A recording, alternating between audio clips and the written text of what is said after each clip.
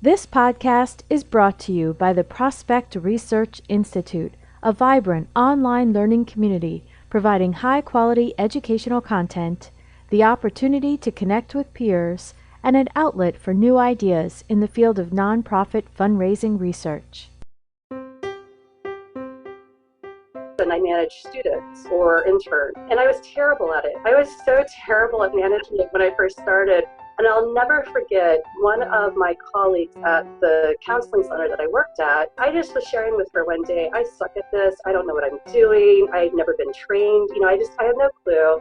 And I'll never forget, she said, Lisa, it's all about delegation. You just got to figure out who you can delegate to, who can be accountable to actually carry through that work and do it to their best ability and to your satisfaction. And that's the trick. Welcome to Prospect Research Chat Bites, a podcast by and for prospect research professionals. This interview is part of the Career Curious series. I'm Jennifer Filla. Today, I'm talking with Lisa Howley, Assistant Vice President of Advancement Services, Health Sciences at the University of Southern California. Thank you for joining me, Lisa. Thank you for having me. I'm really looking forward to this. I don't know if you know this, and it's more than 5 years ago, maybe more than 8 years ago, but you were speaking at a conference the Association of Fundraising Professionals put on, and it was a huge room, big auditorium, probably more than 100 people for sure in the audience, and you were talking about prospect management. Okay. And I was pretty new to the field, and there were about 10, 15 people who knew what you were talking about and engaged with you. They were all sitting in one row. I think they were all in higher education. And so I was so intrigued by that I've been following you ever since. Oh, you're so sweet. And so I'm curious, that was pretty powerful. You got up there, you were talking about something I didn't have any knowledge of. I was intrigued. How has public speaking played a part in your career? Public speaking has been really big for my career in multiple ways. When I first started public speaking, it was from APRA, and actually it was for APRA chapter. And I'll never forget, I was asked to do this, I think in my second or third year as a research analyst. Actually, I was a senior, I think I had just been promoted to a senior research analyst, and I had been asked to speak about my experiences overseeing our prospect identification program and where we're going with it. And I was so nervous. I didn't know what to do. I didn't create a PowerPoint because this is how naive I was. I didn't know, the format or anything about it.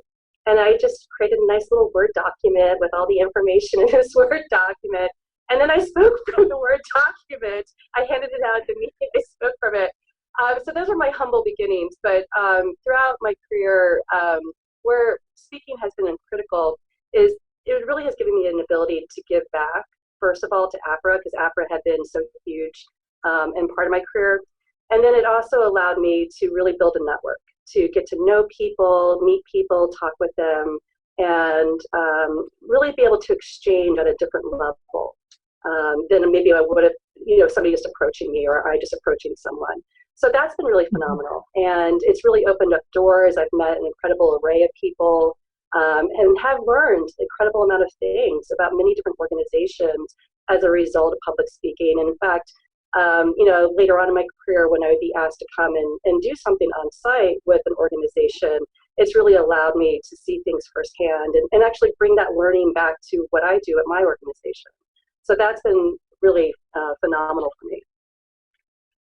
That's great. Yeah, I've had similar experiences with speaking and reaching out to speakers. It's a wonderful way to connect with people that wouldn't happen otherwise. Yeah. It's pretty cool.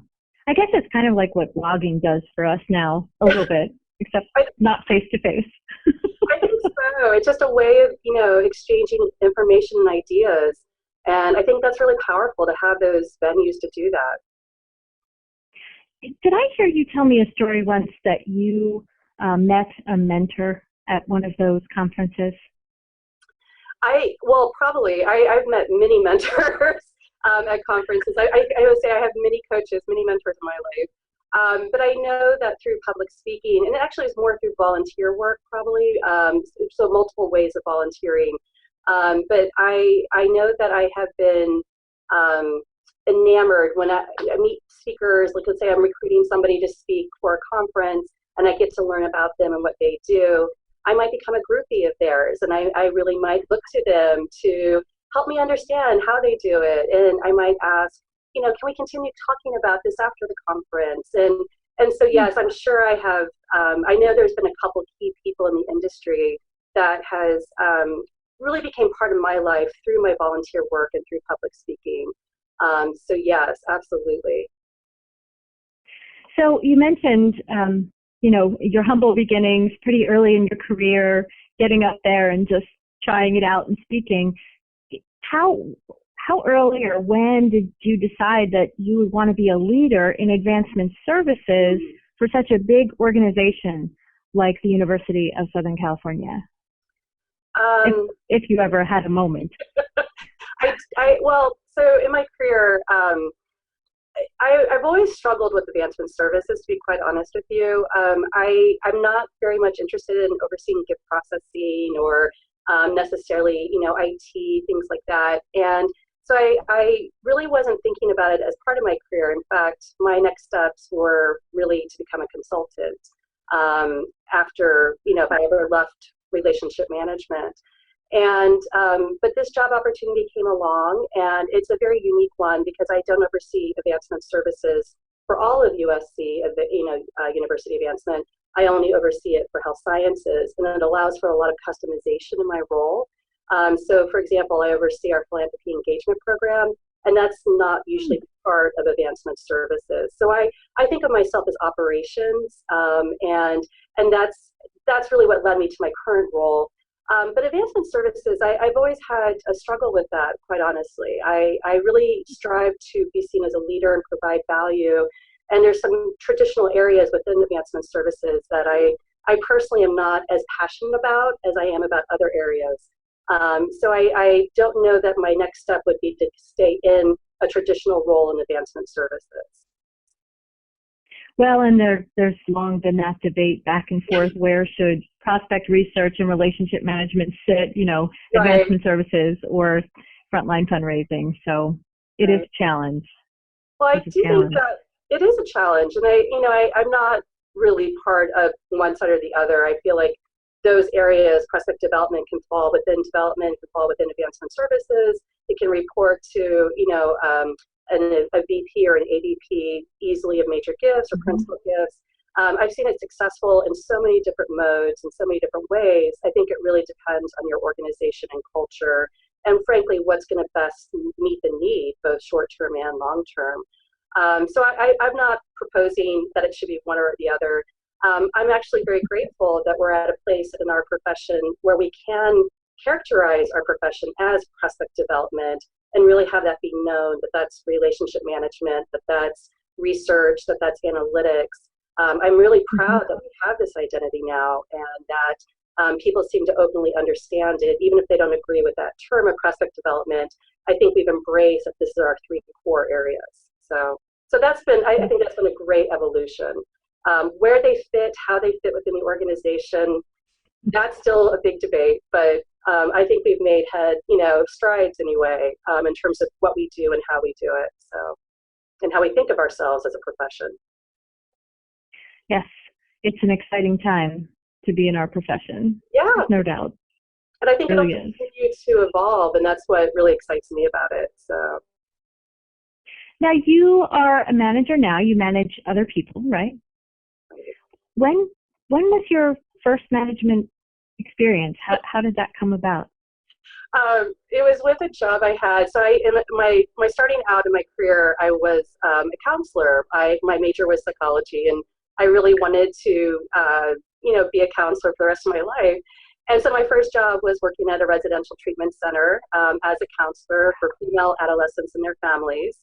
And I didn't manage a full-time person. I managed students or interns. And I was terrible at it. I was so terrible at managing it when I first started. And I'll never forget one of my colleagues at the counseling center that I worked at. I just was sharing with her one day, I suck at this. I don't know what I'm doing. I've never been trained. I had no clue. And yes, these were students, but I wanted to really be there for them and manage them, and and I was having issues, so I didn't know where to turn. And I'll never forget, she said, Lisa, it's all about delegation. You just got to figure out who you can delegate to, who can be accountable to actually carry through that work and do it to their best ability and to your satisfaction. And that's the trick, learning how to maximize, the resources on hand. So if you're managing one person, 10 people, it doesn't matter. How can you best utilize them for the work that they do? And how do you best empower them? So part of that delegation conversation was about empowerment. I'll be honest, I didn't really fully grasp that aspect of it at that time. But it was a really eye-opening conversation, and to this day, I really remember it. It was very memorable because it was the first time I realized, wow, there's a lot to learn about being a manager, and I have a long journey ahead of me, and I got to figure out who can help me along that path. And so, I was lucky enough that when I became a manager of, a full-time position, I was invested in by my organization. They actually sent me to a management course that the organization offered. And I also had a good mentor who also was giving me some really good management advice and counsel. So I was really fortunate, and I've had great managers, so I've been really fortunate in that. But I know that it's hard sometimes when you're in an environment where you don't have access to good managers or to training and education, and you're figuring it out on your own. That can be really challenging, and I really recommend seeking mentorship out, from your colleagues, from your peers, to really have that ability, that coaching conversation with folks when you have challenges. Because I think I still need that. I still have managerial challenges that I want to talk things through with people that I trust and hear their input and advice. I always want to be my best self with my staff, and you have to work at that to be at your best self. It's not easy, and I don't always succeed on a daily basis, so I'm constantly working at being the best manager and the best leader that I can be. So it takes practice. Yeah, it really does. Yeah. And it also training, practice. Yeah, and it also helps to have really challenging situations early on in your career so that you can learn.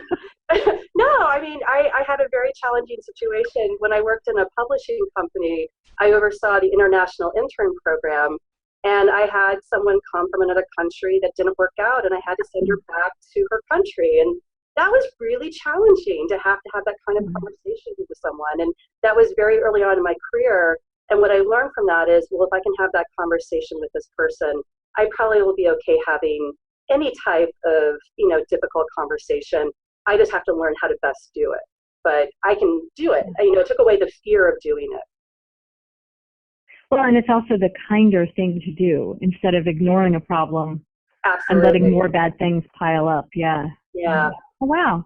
So obstacles early on, that's interesting. I know my daughter experienced that when she was learning how to drive, but I hadn't applied that to management. Oh, okay. Yeah. No, well, I'm not advocating that I want people to have obstacles in their way. I'm sure there's some managers who've had really smooth sailing their entire career, but I just know that in my career, I've had many, many, many, many challenges, and I've managed many staff. So it's one of those things where I learn every time I have a challenge. I learn about not only how to best manage the situation, because I make mistakes and sometimes I don't approach it the right way the first time. But I think the real trick is to really analyze what worked well, what didn't, and then take away from that so that you can do it better the next time. You're always striving to be, again, your best self and doing this the best way you can. Because ultimately, the whole point of having managers is to champion the success of their staff, is to help support and promote the success of their staff, to help make sure that the staff have all the foundational things that they need to be able to be successful. It's all about success. And it's really important to, counsel and coach along the way to drive success and to help people understand what success looks like and feels like if they've never had it before. Yes.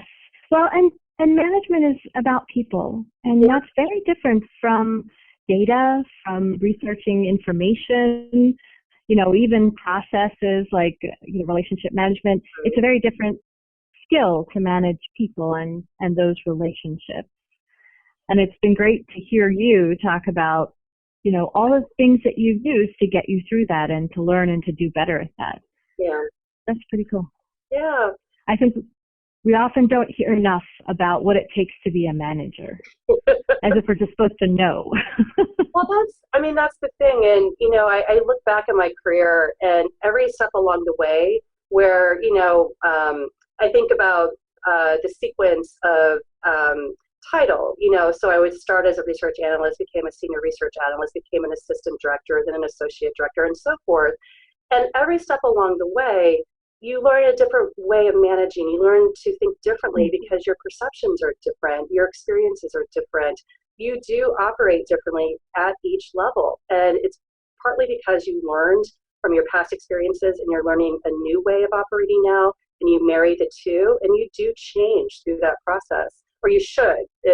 I would expect most people experience this, that as they continue to rise or they gain additional responsibilities, things like that, they're applying new knowledge, new information, and that does change and hopefully makes you better. It continues your ability to be more and to drive even greater success. Yes. And I'm also hearing that you, in addition to being offered some training, but you've also actively sought out help, which is great. I think that's a constant among people who are successful. I think so. You can't expect that somebody's going to give you what you need always. I think half the battle is figuring out what you need and how you're going to get there. And I always think of it as hustling. How can I hustle to get where I need to go? What do I need to do? How do I need to be? Who do I need to talk to? All of those things. But I can't rely on others for my success. I have to drive my own success. And if I'm weak in an area, that means I need to learn. And whatever that learning means, if I need to have a person in my life to help train me, or if I need to read a book or reach out or whatever the case may be, it's on me to do that. And, if I don't do that at the end of the day, then I don't grow. And I'm always constantly looking for ways to, again, I'm going to be a broken record on this one, to be my best self. So, well, it's important though. I take management and leadership especially really seriously. It's, if my team is really happy and operating at their full capacity in terms of what they can provide for success, then my office is going to be humming and we're going to be producing great results. And that's in my best interest, to make sure that everybody is operating at their fullest capacity. I hear you. And it leads us right into the next question. Oh, great. Which is convenient too. So I'm curious, because you really have taken on lots of different roles, and you've moved from one coast to another coast. Yeah. So I'm curious if you actively sought those new job opportunities, or if you were recruited for them, or both. That is such a great question. It's funny. There's been times where things have fallen in my lap, opportunities just have happened because of people I know or circumstances, and then there's been times where I've really pursued them. And the times that I have pursued are times where I'm not happy. So when I'm not happy, I actively take control of my career, and I look to figure out where I can go next to become, there's lots of different reasons for unhappiness. So whatever I'm looking to address, in addition to whatever I'm looking for my next opportunity to be. But I'm very intentional about that. I know what I need. I know how I like to, I know what kind of management I like. I know the kind of work I like to do. I know how I operate. And it's important to know that as you're, thinking about a new job and what kind of opportunities you want to pursue and think about. But I also have had the good fortune of having job opportunities occur where, somebody in my network will mention something, and next thing I know, I'm interviewing for it, or I know somebody who's going to a new job, like my current position. I followed one of my former, bosses at Hopkins. He's now here as our VP and for health sciences, and I followed him here. So, I think that was an opportunity. It didn't fall in my lap. I had to work for it, but I still had an opportunity that someone else on the outside may not have had. So I think it's about knowing, building your network and having a strong network so that you can take advantage of, of your network if you are actively looking. And then it's also being open to possibilities. There's been times where I've been very satisfied in my career. I wasn't looking to move, and a new opportunity comes my way.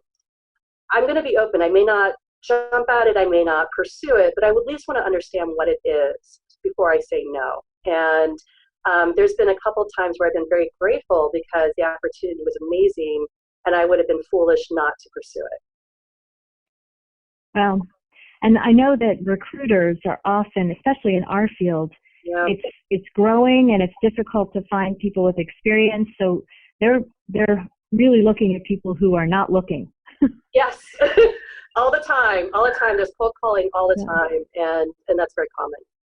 So again, it's important to know where you are in your career and what you're looking for, because if you don't, it's harder to take advantage of those in the moment. Well, and I did have that question, how do you evaluate those opportunities? How do you make those decisions? You're happy where you are, but there's this decision. Like, how do you work through that? For me, I can't speak for everybody, but for me, I really do think about, is this something that I would want to do? Honestly, I'm actually feeling my body. If my stomach has butterflies in it, that means I'm excited about the opportunity. If I have to really pause and think, can I do this? That means, yes, I need to really think hard about this opportunity, because I love to be challenged. I love to do new things that I've never done. I love to be creative and innovative. So when I get those signs, as I'm thinking through something, that might cause me to be more open to it. But if it's like if I'm reading a position description, somebody sends me something, a lot of the times if those signs aren't there, I'm just going to pass it on. Unless there's like a stellar organization where I know the reputation of either the leadership or the organization itself, or there's something really cool and new that they're trying to do that I want to be part of. One of the things that I was so excited about coming to USC for is that our health sciences, our academic medical center, is poised and aiming to be one of the top academic medical centers in the world in the next 10 years. And I want to be part of that. That is an exciting opportunity that I may never get anywhere else. And I think it's really going to happen here.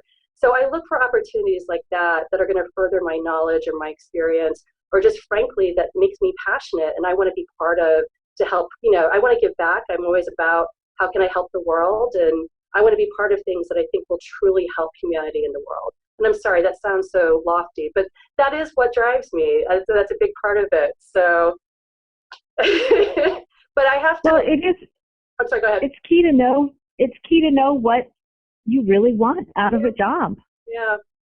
But again, being open, there's been positions where I may not have really given it a second thought, and then somebody, a week or two later, I'll talk to a peer or colleague, and they'll mention something about it that I'm like, oh, okay, maybe I do need to think about it. So it's just being open. But honestly, if you're happy at what you're currently doing, you're probably not going to be as open to those type of positions as you normally would be. So it does kind of go back to, what do you want? Where are you in your current position?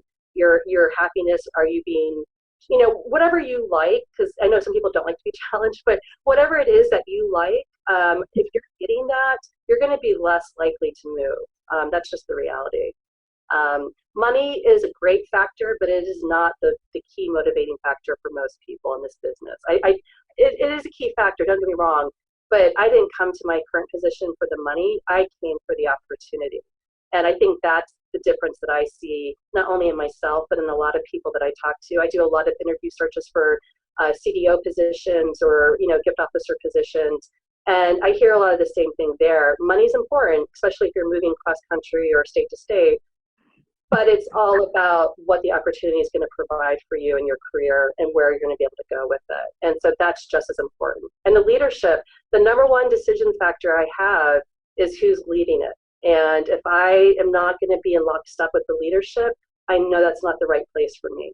If I can't share that vision of the leadership, if I can't understand the vision, if it doesn't exist, it may not be the right place for me. I need strong leadership. I need strong vision. So when you're evaluating an opportunity, let me see if I can rephrase or summarize.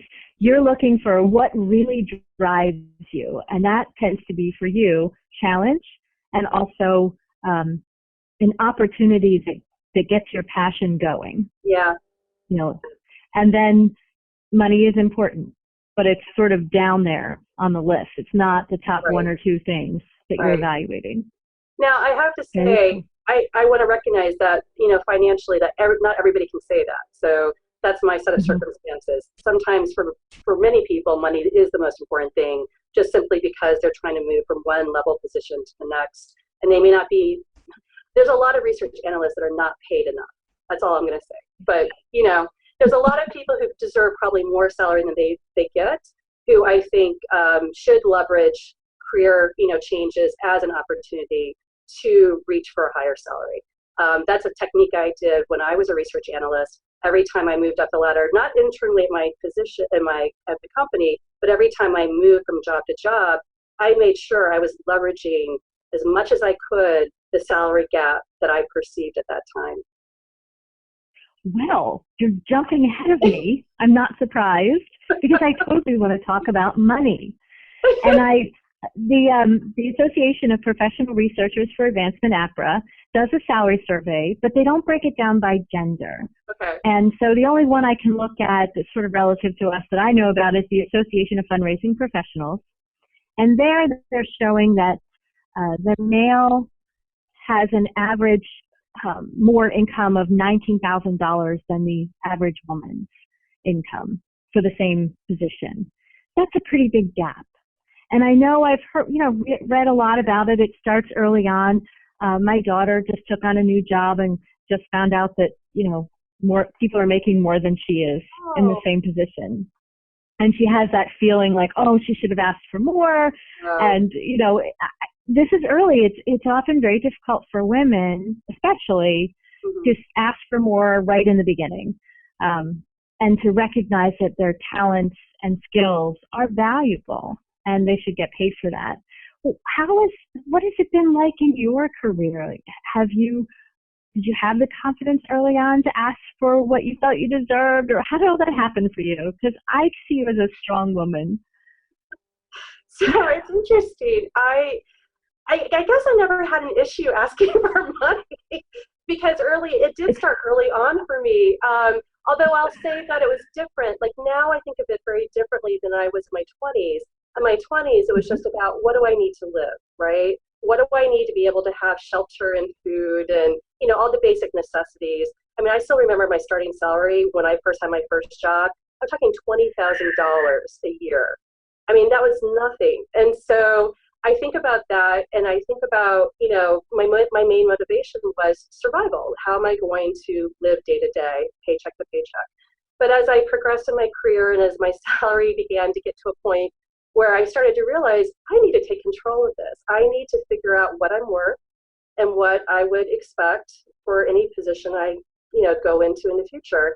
And so the figuring out what I was worth, I did a lot of conversations with folks, not in my organization in the sense of asking my peers what they make, but rather trying to understand it from the market of the state, as well as the United States market, and what would be average for my position. Of course, APRA and other association salary surveys helped. I will share, though, that markets can really vary greatly with those kind of surveys.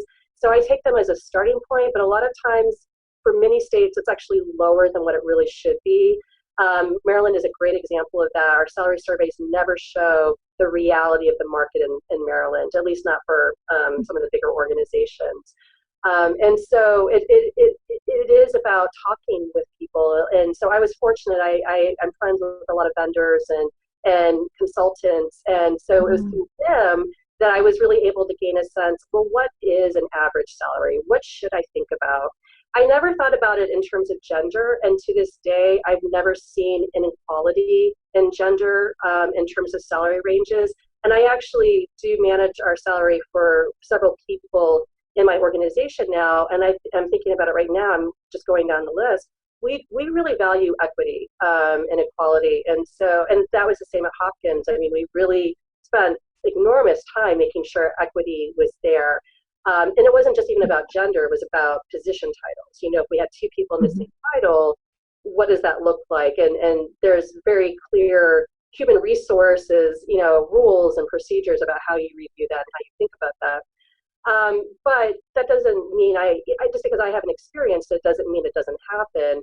And I will share that the first job I really negotiated hard for, like I really knew this is what I wanted, this is what I'm worth, this is what this is what I wanted was the high ideal, this is what I'm worth, I'm not going to go below what I'm worth, right? So I had a range in mind, and I was working with a headhunter for this position, and it was the first time I was going to become a director. If I got the position, I would become a director for the first time. And so it was really important to me to be pretty upfront as conversations began to take place. I didn't do it on the first conversation, but I didn't wait till the last one either. I was pretty upfront about, well, here's where I'm, this is the type of salary I'm looking for. Can this position afford me that? Is it in that range? And of course, as anybody who's worked with headhunters know, a lot of times they're going to tell you what you want to hear to get you in the door, and then the reality happens. And that actually happened to me in this position where I was promised, oh yes, the range is this, and then when the offer came, it was much lower. I'm talking tens of thousands of dollars lower. And I quietly listened to the offer, and I said, this is where I was operating at, when I first was talking with the headhunters for this position. And I said, I think that's still what I'm worth. And so if I take this job, I would expect at least this amount of money for the salary. And you just calmly state your facts. It's not emotional. It's not about emotion at all. It's just about knowing what you're worth and being comfortable saying that. And they came back and gave me the salary I asked for. And it was much higher than the offer. Well, they wanted me, and I knew that too. I knew where I was in that process. So you also have to know that if you're not going to be, if it's a tight competition and they have a good next backup, you really do have to think about that. I'm not saying not to negotiate and go for it, because I do believe in that. But you also have to be mindful that they may not come back and give it to you. And are you okay if they don't? And that should be part of your equation. So, but I've asked for raises. I have negotiated my salary for many jobs now, and it is one thing I'm really comfortable with. And I think it's just because I know what I believe I'm worth. And as long as I deliver on that promise, then I deserve that salary. And that's what I keep telling myself. It's okay to make what you make as long as you deliver on that promise. And that's the most important thing. You have to be accountable then to that salary by showing up and doing the work and whatever else that's being asked of you. So that's the only caveat to it. Well, I have to think too, back to the obstacles. When you have obstacles relatively early on in anything, you realize, gosh, that happened, and here I am, and I'm still doing well. I can handle those difficult conversations, those difficult scenarios, and you've clearly mastered the difficult and awkward moments. I don't know about master, but I've had my share. Yeah, this is what I know you as, relationship management, and was very fascinated by what you were doing at Hopkins early on. So I hear that that's a wonderful thing. That these aren't, these are obstacles. They're mistakes, perhaps, but it's not a failure. Right. You're going to keep on going. Well, there's more to do. Yeah, that's the whole point of it. Things are going to happen. The whole point to our business is, what is the tolerable amount of risk your organization will allow you to take? And are you comfortable taking that risk? Those are sort of the two questions to ask yourself, because it is okay to strive and fail if risk is tolerated, or if you believe in that enough to really fight for it. And I do think that organizations that really value risk-taking, appropriate risk-taking, have greater results than the ones that don't. But it's hard because there's always the chance that you will, fail miserably. And I've seen people take big risks and fail miserably and have it end their career. I've witnessed it. But it ended their career not because of the failure. It ended their career because of how they reacted to the failure and what they didn't do, which is to be resilient, get right back up, pull your pants back up, and just say, yes, okay, I know this didn't work, but I got to figure out plan B. because the way I look at it, nothing is impossible. There is always a plan B. There's always a plan C, D, E, F, and G. I mean, there is always options. I don't care how much you have to look and compromise and figure out, there's always going to be a solution. Even if the solution means I have to leave, right? This didn't work out. I need to change my job. That's a solution. So there's always a way to make it work. And where I have seen people fail and actually be penalized for their failure is when they didn't come back with, okay, you know what, that didn't work. What can we learn from it? How do we go from here? And where do we go? And not focus on the failure, but focus on where do we go from here and how do we get back to our goal and achieving this goal. And that's what I've really had to learn, what resiliency means and how to be resilient. And I will share that we all have had in this country an amazing example recently of what a really strong woman leader looks like in terms of resiliency. What does it mean to be resilient?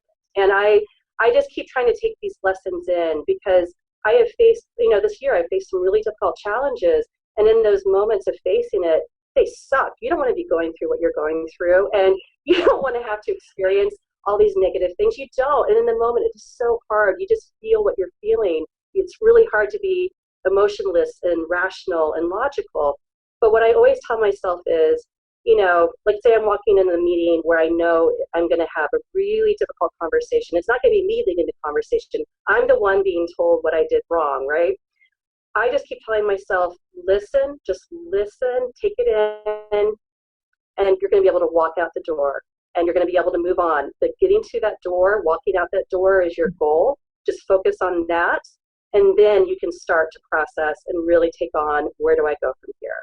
So I have to take it in chunks, and sometimes it literally is as simple as, I need to get through this meeting, so my goal is to walk out this door. And that's okay.